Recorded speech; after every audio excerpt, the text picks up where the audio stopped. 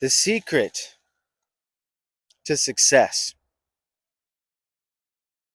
the secret to fulfillment, to inner peace, satisfaction, happiness, joy, living a life worth living. See, we have it all twisted. We have it down to a science, and that's where we're going wrong. Let me ask you.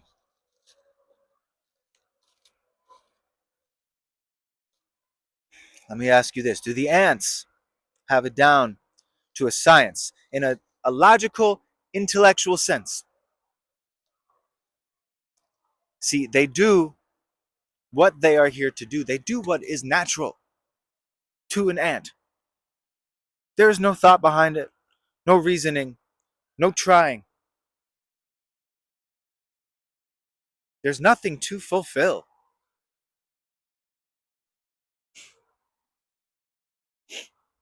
There's not a question in any fiber of an ant's being of, am I being authentic? Am I being real? Am I being myself? Am I being too much? Am I not doing enough? Okay? And this applies across the entire plant and animal kingdom, all of life on this earth. Nobody is concerned with, am I being real? Am I being enough? Am I being too much? Nobody is concerned with counting calories, making sure they go for their after meal walk, making sure they eat or don't eat at a certain time. Nobody's concerned about going to a gym.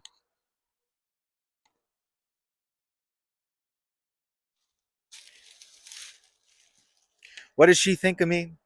What does he think of me? Oh no, I must have said something wrong. I must have did something wrong. What is this? We are animals. We're in these animal bodies, at the very least, on this earth. So what is this? What is this whole thing that we're trying to fulfill, that we're trying to satisfy? Everything that you do to be real is a movement away from what you are. Every attempt to enter into your authentic being, to your natural state, is a movement away from that. It's what you are. How can you get there? How can you possibly do anything to become more of what you are? See, we're doing it all for the wrong reasons. We think it's something out there. We think it's something to acquire. And then even for the spiritualists, we think, okay, it's something in here to acquire. It's the same game. Just flip the script. It's the same game. The spiritual desires are equally as materialistic. Let's be real. You're seeking something. You want something better than what you are. You are not content with what you are. My friends, there's a difference between being content and being complacent. One should always practice contentment. That is santosha. Okay? One should always practice being content with what is, being at peace with what is. That is the eternal peace, the peace that cannot be disturbed by a storm. That's the real peace. If my presence, something I say, something someone does, anything for that matter, disturbs your peace, that is not real peace. That is an illusionary peace. The real peace is always peace. It cannot be disturbed. So this is the contentment. Always be content. And don't be complacent. Don't just sit around. The ant is not complacent. The entire plant and animal kingdom is not complacent. It is content. It is present. What is what is. There's no thought about it. There's no thought about changing it. Yet, everything and everyone is at work. Gathering food, gathering supplies, building a nest, finding a mate, making babies, raising babies, migrating from here to there, resting. There's always action. Nothing in nature is complacent. Everything is content. So, you in your natural state, it's the same thing.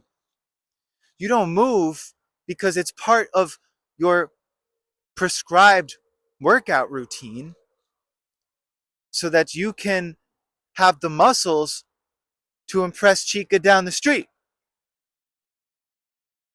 or to impress your gym bros or so you can flex your ass on Instagram. You do it because you're human and humans move. There's no thought about it. Does a child need to count calories or have a workout plan? No. A child in their most natural state, being raised by other humans in a natural state, would never need to do such things. A child plays, they move constantly, they burn all that energy off, they eat when they're hungry, they sleep when they're tired, they wake up when they're energized. See, that's natural. There's no overthinking behind it, there's no analyzing it. It's a whole bunch of confusion. This whole thing. Who are you even really trying to please? Who is who are you trying to be? How do we say this? Who's trying to be fulfilled? This identity you have, it's this mind. It's like a parasite. It's like a virus. It's never enough. So you'll have exactly what you thought you wanted, and then you want something else. See the grass, right? The grass is always greener on the other side. You have exactly what you prayed for, and now you're questioning it. Yeah, but what if? I mean, it's ridiculous. It's insane. This program that is running here is insane. This human condition thing. I don't think it's who we actually are, or what we actually are. In our most natural state, there's no effort. It's not that there isn't work. It's not that there isn't action or things that we need to do, but it just is getting done. Like nature doesn't try, yet everything is accomplished. We are nature. Why are we trying so hard to be something that we're not? We don't even know what we're trying to be.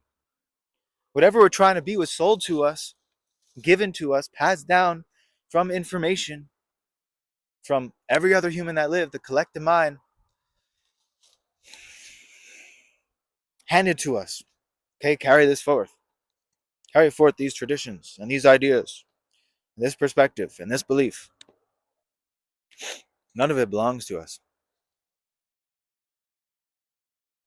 So, you want to get to the root of your unhappiness, your unfulfillment, your shame, your guilt, your trauma. You think that doing things from the very mind, which is the root of all of that, the cause of all of that, that if you listen to that mind and you follow its instructions to be free of it, that's going to free you of it. All of that is the very thing keeping the construct in place. It's keeping it alive. See, you fear the death of what you're not. Because it's easier for you and more comfortable because you're accustomed to it to be what you're not than to let that die, to face the death, and to actually taste life. And life is so simple. Life is so simple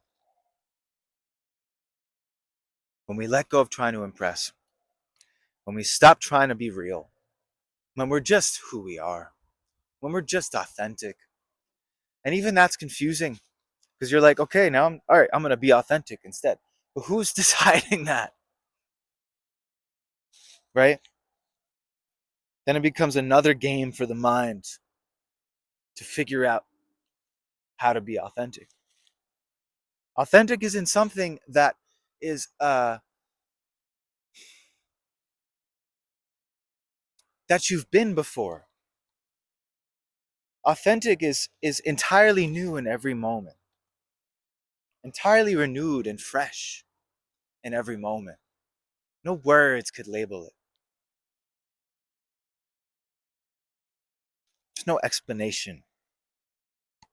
Why'd you say that? Why'd you do that?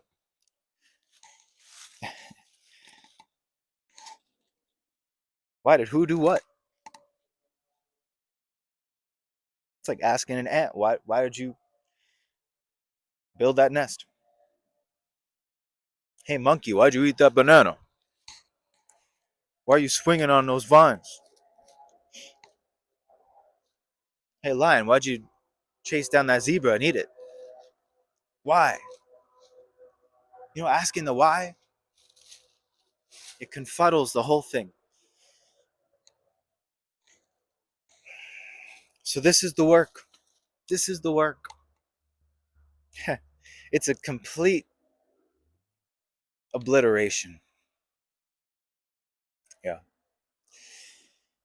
Yeah. You just been going about it all wrong. That's the thing. You've been going about it as another mental exercise, letting that lead the actions. Okay, it's like got this trauma from the past and the wounding. And look, I'm not discrediting your experience. I'm not trying to shame you or put you down in any way. I actually genuinely love you fully and completely. I love myself. Therefore, I love everyone and everything because I realize myself is not something separate. This is one living, breathing organism. It's getting cold out here. I'm gonna close this out. You can hear the sniffles. It's the cold air. Okay, so I've been going about it all wrong. Trying to implement and add. You know, if I do this every day and I do a bit of this every day, keep it balanced and eat this way and don't eat these things and read this self-help book and listen to this podcast and listen to this teacher and, you know, grounded and getting sunlight and drinking the purest water and whatnot, thinking that, you know, that's gonna be what it takes, that's gonna do it for you, you know, that's gonna heal me. You might experience this experience of healing, but I'm just letting you know it's not going to get really to the basis of it all. And the basis of it all is that you're trying. You're trying too hard. You're trying to be something. And the healing begins when you let yourself be. When you let yourself be this beautiful, unique self that will never exist again. This beautiful, living, breathing organism that will never exist again. When you let yourself be it, you stop trying to be real. This is the work. And we can do it together. I only work with a small number of people at a time because the nature of this work is quite intimate. Requires a lot of my time and energy. But if you're someone who values presence over performance, if you're tired of being around people wearing masks and trying to give you solutions, more mental solutions to keep the whole monkey show running, I might be your guy. But hey, if you wanted if you want a quick fix, you want another technique, another exercise, another self-help guru, another diet, another system that's going to help you be you, then no, this might not be the place for you. But if you really want to meet yourself at the depths,